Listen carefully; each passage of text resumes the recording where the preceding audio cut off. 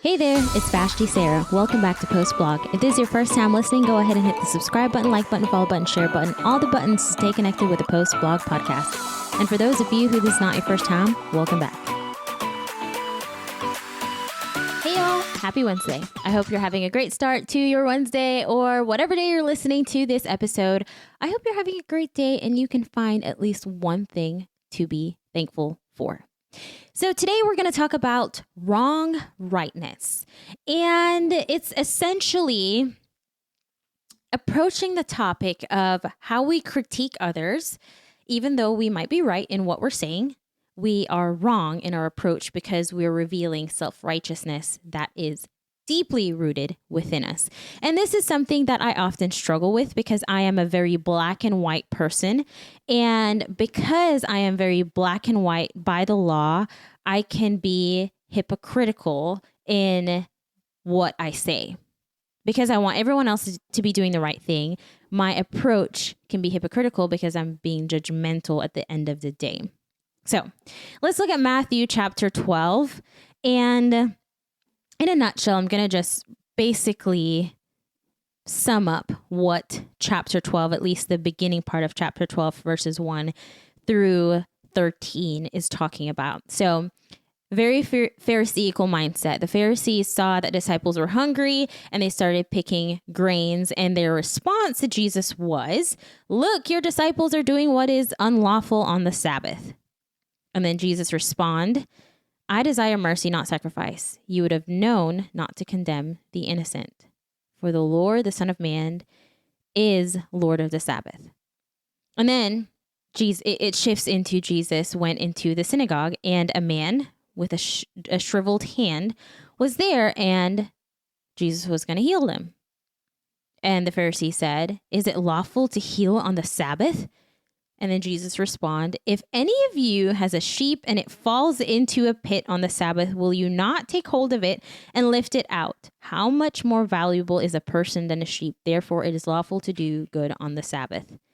Then the man stretched out his hand, or Jesus said, "Stretch out your hand," and then he healed it, and it was completely restored. A lot of us have Pharisaical approach to the principle that is good. You see, a lot of the times, yes, what we are saying may be right, but from the heart that it's coming from reveals a lot of the self-righteousness that is within us. The Pharisees in Matthew chapter 12, yes, they were technically right about honoring the Sabbath, but functionally, they were wrong. At the end of the day, they were placing a principle higher than people. They were dishonoring. They were willing to dishonor people, dishonor the healing that was available for that man, the food that was available for the disciples. They were willing to sacrifice that simply for the principle. A lot of us are misguided and self-righteous in our application of principle. And then we end up mistreating others in the process. But also we feel good about ourselves. What is most interesting, I think, of self-righteousness is that it has a very lethal nature to it. We don't end up just hurting the other person. We end up hurting ourselves. And we see that at the end, the Pharisees went out to plot against Jesus and how they could destroy him, because Jesus wasn't following the principle. He was moved by mercy. So, being wrong right, like I said, it not only destroys others, it ends up suicidal because it reveals the darkness within us. It reveals the hidden agenda within us. You know, a lot of the times, especially for people who are black and white, for people who are we want to follow the rules. We're very much rule followers. We want to keep people in line. We miss the big picture. We miss what God is doing. We miss the opportunity for a miracle. We miss the opportunity to impart wisdom and knowledge and share mercy and grace to someone who is hurting. What people need is love. What people need is mercy. What people need is a second chance, not Here's the principle, and we shove it like a dagger in their heart. And then we feel good about ourselves because we're saying, I know what's right. And we don't realize we're actually self-righteous. What is sobering, though, is that our self-righteousness is a double slayer. It attacks another person's injury to itself. And a lot of it has to do with jealousy. We demonize others. We demonize our friends, our family, our colleagues, and we don't realize the big mistake that we're making. We expose the sin of other people through gossip and slander, and we don't realize that love, it covers a multitude of sin. And that's the first thing that I want to approach about in this topic of wrong rightness. When we expose people. And that's what the Pharisees were doing. They were exposing the disciples. They were exposing Jesus' healing. When we expose people through gossip and slander, we forget the opportunity that love covers a multitude of sin. A lot of the times in prayer meetings or when we're texting people about life update, our life updates is often about other people. And you should probably pray for so-and-so because they're dealing with blah, blah, blah, when it's mainly just to gossip and expose someone else's life. And we feel good in the moment. We're exposing someone that is doing wrong, but we don't realize we're exposing our own heart, jealousy. We're exposing our own heart, envy. We're exposing our own heart, anger and bitterness. We say that we're trying to help the person because we're exposing what's going on. You should probably pray for them because they're living in adultery right now. Okay, you didn't need to say that ending part. Hey, can you pray for my friend? They're going through some tough times. We expose people and we don't realize we're demonizing them. And two tragedies occur. We slander, forgetting the opportunity to love, and that love covers a multitude of sin. And secondly, that we're being a critic, a flawed critic for that matter. Because we don't realize that we ourselves are struggling. We ourselves have our own sins that we're dealing with, but we're critics and we're criticizing everyone else. We're plucking the speck out of everyone else's eye when there's a big old plank in ours. We remove ourselves from God's covering. We forfeit immunity.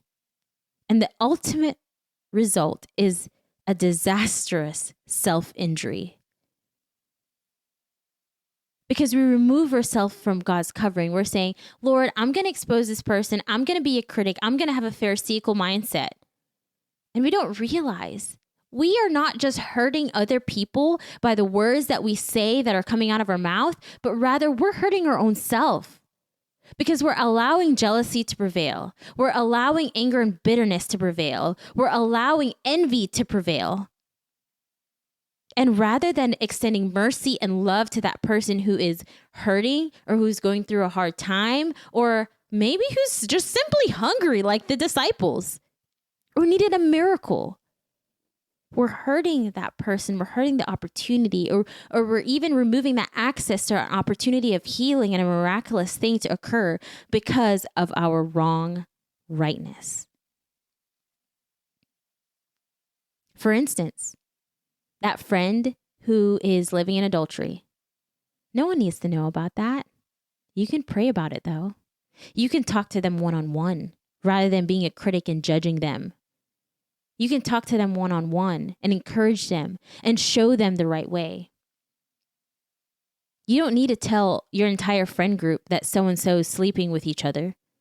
You don't need to tell your entire friend group that this person is a closet alcoholic. Rather, pray for them. You don't need to expose other people's sin just to feel good about yourself and your self-righteousness. You might not drink, smoke, or live in adultery, but you're struggling with pornography. You're struggling with a slanderous mouth. You're struggling with bitterness and anger. You might not struggle with other sins that are easily viewable, but internally, you're struggling in your own way. And you're out here plucking the speck out of people's eyes, not realizing you have a big old plank in yours.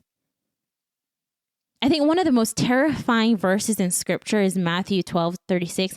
And it says, "But I say to you that for every idle word that man speaks, they will give an account for on judgment day."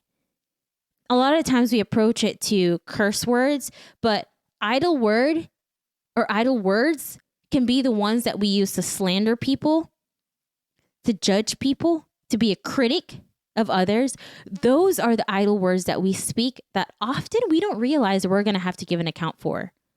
Exposing other people's sin to feel good about our lives, exposing other people's life so that we can look like we're elevated, when we don't realize that's double injury. We're injuring others and we're injuring ourselves because we're removing ourselves from being under the Lord's covering. Most of our idle words criticize others while hypocritically praising ourselves. I'll say that again. Most of our idle words criticize others while hypocritically praising ourselves. That's the Pharisaical mindset. That's the wrong rightness. Where we feel like we're doing right by exposing people, where we feel like we're doing right by criticizing people and the way they live, when we don't see the big picture. We don't see why they're doing what they're doing. Rather than targeting the real issue, extending mercy and love that can cover a multitude of sin, and finding a way to help those who are living in sin without judging, criticizing, slandering, and exposing them, that does more injury than anything else. Don't get me wrong, exposing is right in some instance, but exposing for the wrong reason, just to uplift ourselves, hypocritically praising ourselves, is completely wrong. Even if there is some basis for criticism, it's a wrong rightness that makes us only look foolish. The Pharisees looked like idiots because they were willing to forfeit someone's healing just to keep the Sabbath day holy. And that's my biggest thing that I want to come across in this episode. Just because you want to keep a principle doesn't mean you sacrifice that principle with someone else's well-being. As Christians, we should love people. We should extend mercy and grace to those who are hurting. If you genuinely know better, then do better. If you genuinely know the right way, don't let a principle cause you to sacrifice someone else's life, to sacrifice someone else's name by being a hypocrite and because we want to expose sin just to say we're doing the right thing. There might be some basis for it. Don't get me wrong. There might be some basis for why we're doing what we're doing. But at the end of the day, if we're sacrificing someone, if we're willing to put a principle above someone's life, then we have Christianity completely screwed up. Because Jesus was always moved by compassion. He was always moved by mercy. And a lot of times when healing came about, he was moved. The woman at the well, she had several husbands. The woman with the issue of blood, she had that issue for years, for 12 years, I believe. And Jesus didn't look at that person and say, I'm sorry, you don't fit the mold. I'm just going to expose you for what you're doing and you don't get a healing. But what did Jesus do?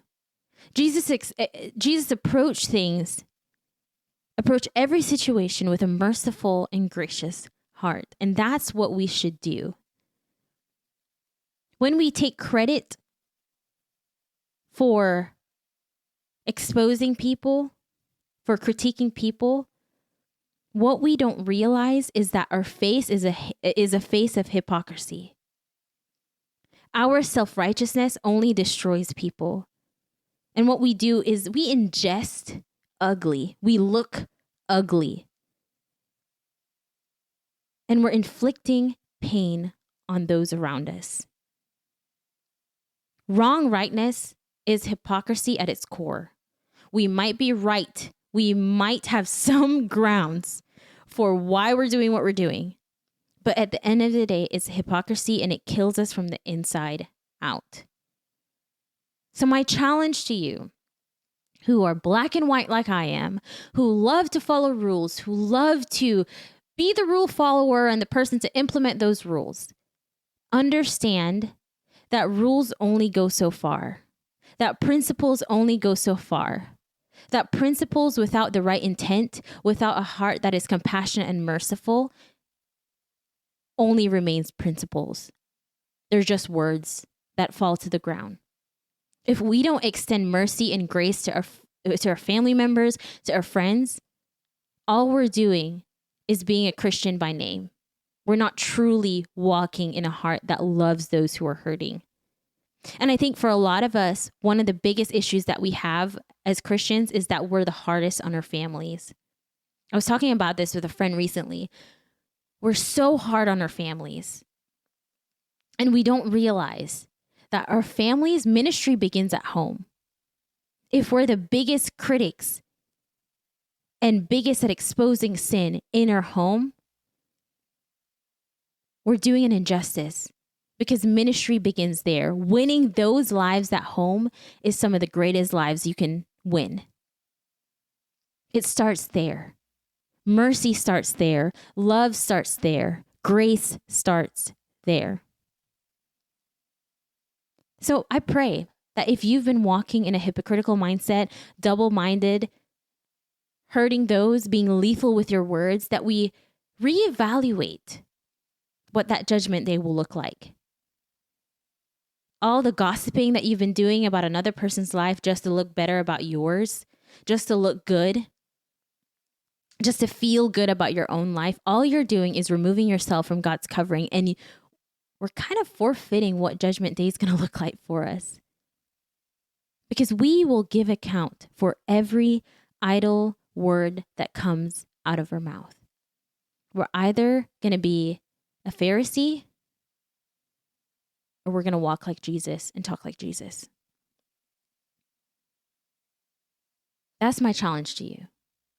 Be the better person because you know better. And if you know better, you should do better.